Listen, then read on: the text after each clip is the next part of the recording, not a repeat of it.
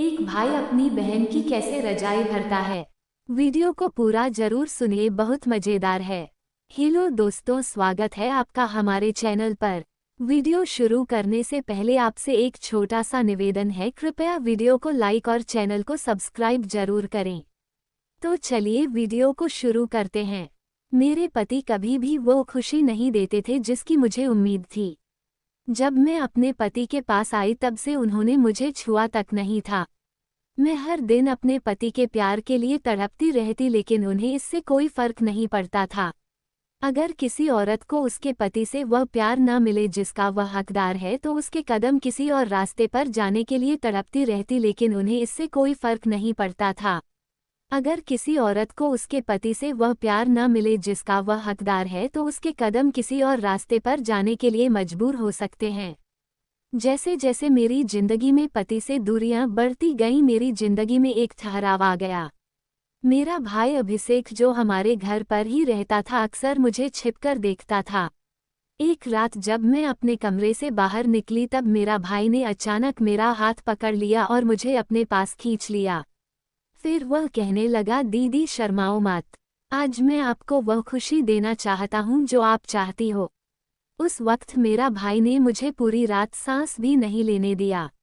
मेरा नाम सुनीता है और मैं अभी 25 साल की हूँ। मुझे लगा कि मैंने शादी करके अपने जीवन की सबसे बड़ी गलती कर दी है।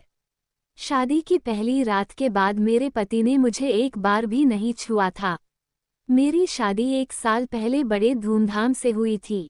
मेरे शादी के सपने जल्द ही एक दुस्वप्न में बदल गए। शादी की पहली रात को छोड़कर मेरे पति महेश ने मुझे एक बार भी नहीं छुआ।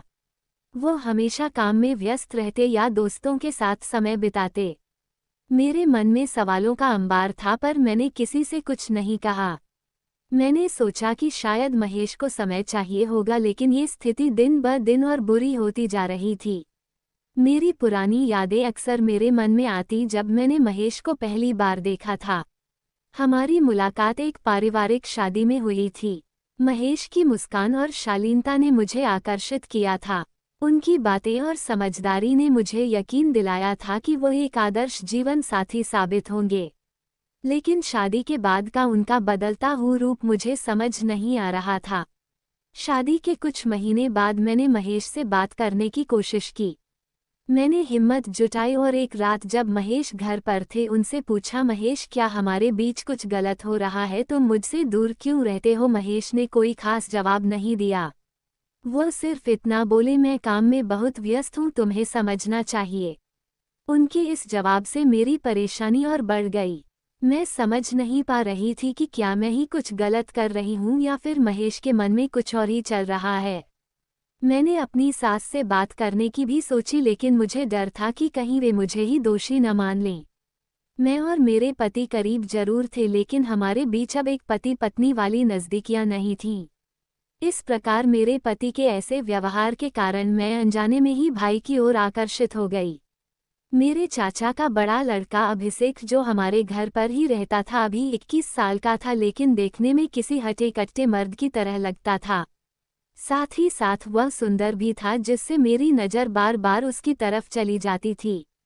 अभिषेक का व्यक्तित्व बहुत ही आकर्षक था। उसकी हंसी, उसकी बातें, उसका व्यवहार, सब कुछ मुझे उसकी ओर खींच रहा था। मैं खुद को उसकी ओर आकर्षित होने से रोक नहीं पा रही थी। एक दिन जब मैं अकेली बैठी थी, अभिषेक मेरे पास आया और बोला, दीदी आप कुछ उदास लग रही हैं, सब ठीक तो है ना? उसकी चिंता भरी आवाज़ ने मेरे दिल को छू लिया। मैंने मुस्कुराते हुए कहा, हाँ अभिषेक, सब ठीक है, बस थोड़ी थकान है। अभिषेक ने मेरी आंखों में देखते हुए कहा, दीदी अगर आपको कभी किसी से बात करने की ज़रूरत हो तो मैं यहाँ हूँ, आप मुझसे खुलकर बात कर सकती हैं। उसकी बातों में सच्चाई और अपनापन था, जिसने मुझे थोड़ा सहज महसूस कराया। मेरे ससुर की मृत्यु मेरे शादी के कुछ महीने बाद ही हो गई थी, इसलिए अब केवल मेरी सास थी। अब मेरी शादी को 7 महीने हो गए थे, लेकिन मेरे पति ने मुझे अभी तक छुआ नहीं था। जब अभिषेक घर आया तो मैं किचन में खाना बना रही थी। मैं उन्हें घर में कहीं नहीं दिखी तो वो मुझे ढूंढते हुए किचन में आ गया। आते ही बोला, दीदी कैसी हो? बोलते हुए मेरे गले से लग गया। फिर उसने कहा, नए शादीशुदा जोड़े का वैवाहिक जीवन कैसा चल रहा है दीदी उसकी बातों पर मैंने कहा, अब शादी के 7 महीने गुजर गए हैं तो अब नया कहाँ रह गया है, अब तो पुराना हो गया है। मेरा भाई अभिषेक बहुत ही रोमांटिक किस्म का था, यह मैं जानती थी। इसलिए मैं अभिषेक को हमारी पति पत्नी के रिश्ते के बारे में कुछ भी नहीं बताना चाहती थी। मुझे उससे ऐसी बात कहना अच्छा नहीं लग रहा था। मैं उसके सवालों पर मुस्कुराई और अपने काम में लग गई। अगले दिन रात को मेरी सास ने अदरक का काढ़ा बनाने को कहा। मुझे लगा कि उन्हें जरूर किसी बात की तकलीफ है। मैं एक गिलास अदरक का काढ़ा बनाकर अपने सास के कमरे में लेकर चली गई। फिर उन्होंने मुझसे इस काढ़ा को अभिषेक के कमरे में देने को कहा। मेरी सास घर का एक भी काम नहीं करना चाहती थी। सुबह होते ही वह सामान लेकर बैठ जाती और शाम होने पर बाहर जाकर खाली पेट बैठ जाती। बस यही उनका काम था। अब भी उन्होंने मुझे वही काम बताया जो पहले बताया करती थीं। मैं वह अदरक का काढ़ा लेकर अभिषेक के कमरे में चली गई। जब मैं उसके कमरे में दाखिल हुई तो अभिषेक शीशे के सामने खड़ा होकर अपने आप को निहार रहा था। उसे इस तरह खुलेआम देखकर मुझे बहुत शर्म आ रही थी क्योंकि अभिषेक अब बच्चा नहीं था, अब वह जवान लड़का हो गया था। अभिषेक ने ध्यान नहीं दिया तो मैंने अपने हाथ की चूड़ियां बजाई। उसकी आवाज़ सुनकर अभिषेक ने मुझ पर ध्यान दिया।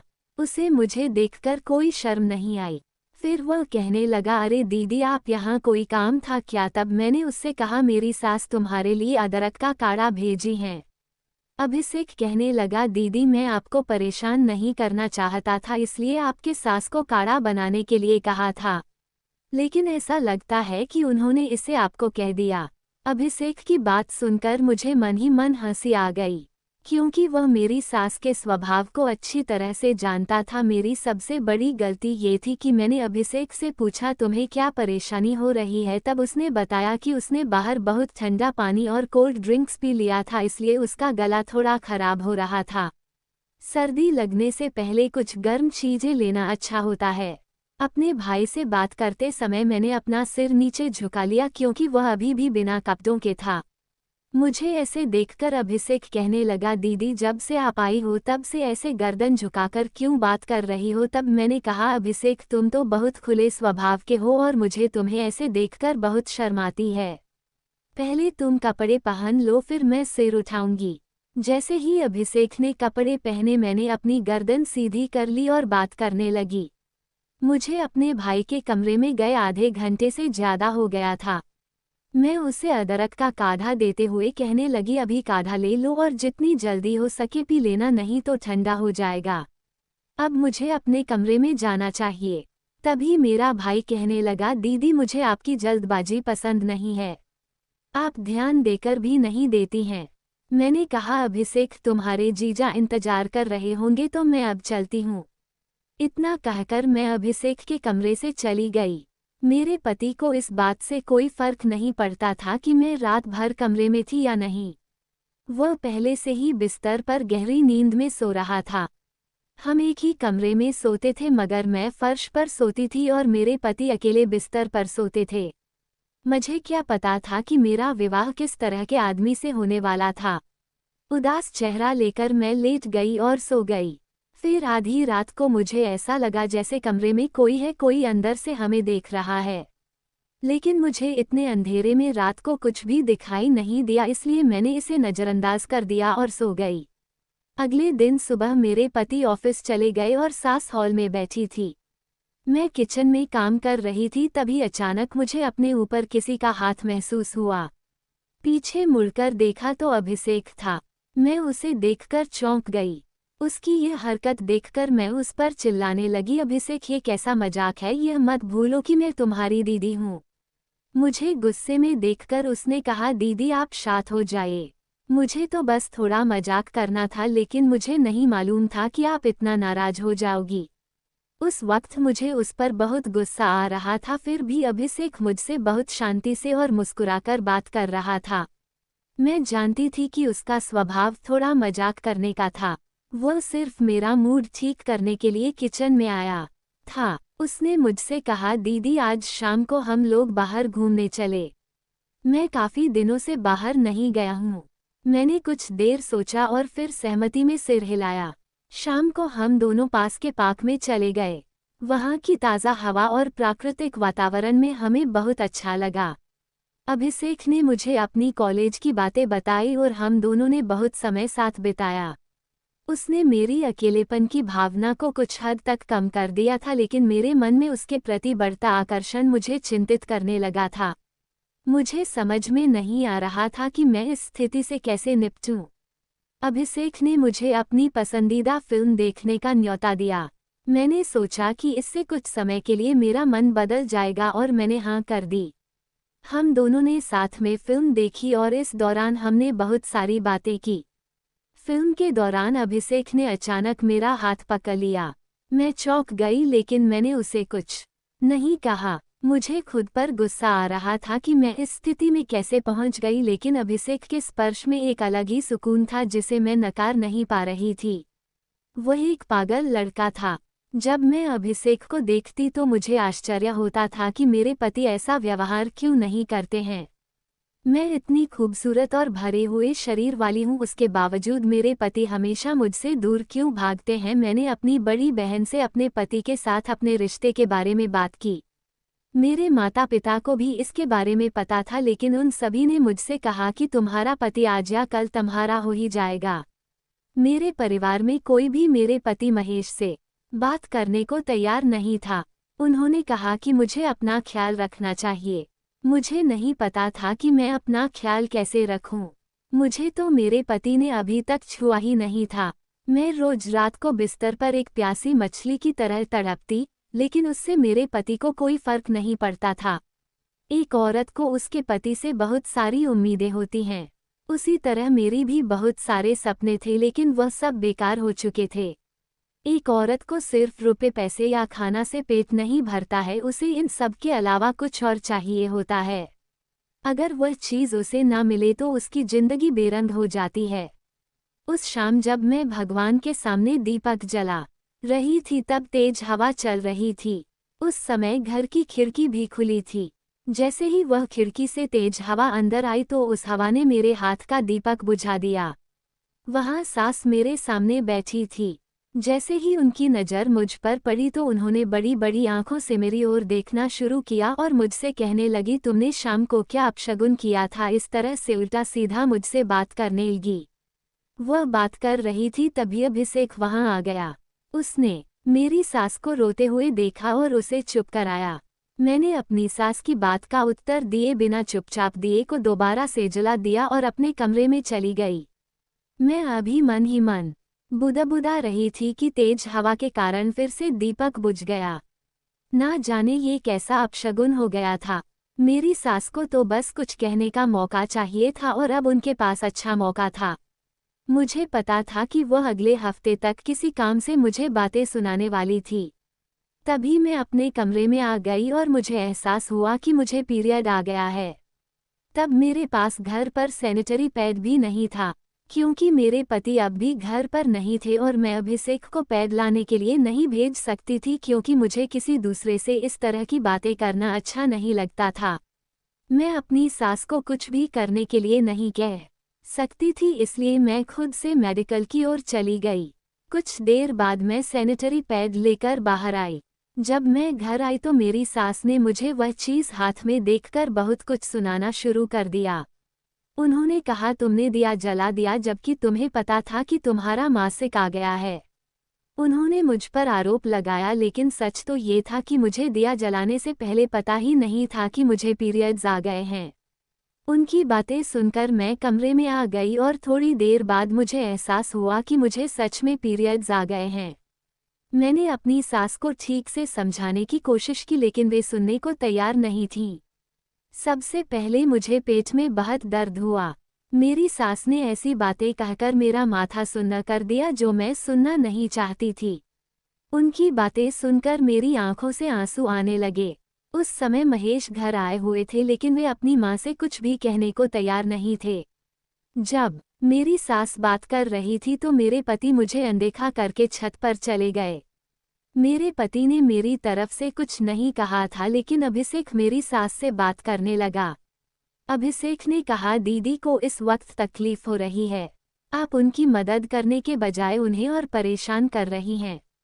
उसकी आवाज में एक सच्ची चिंता थी जिसने मुझे थोड़ा सकन दिया।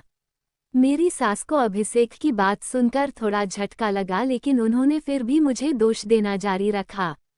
अभिषेक ने फिर कहा, हर किसी की अपनी समस्याएं होती हैं। हमें उनकी मदद करनी चाहिए, ना कि उन्हें दोष देना चाहिए। दीदी ने जानबूझकर कुछ नहीं किया। अभिषेक की बातों का मेरी सास पर कोई खास असर नहीं हुआ, लेकिन उन्होंने मुझसे थोड़ी देर के लिए चुप रहना ही बेहतर समझा।